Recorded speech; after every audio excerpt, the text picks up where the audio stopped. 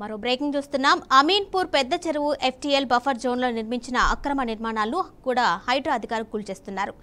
ఆక్రమణలతో అమీన్పూర్ పెద్ద చెరువు కుంచుకుపోయినట్లుగా అధికారులు గుర్తించారు. దీంతో రంగంలోకి దిగి ఎఫ్టీఎల్లో నిర్మించిన ప్రహరీ గోడను కూల్చివేస్తున్నారు.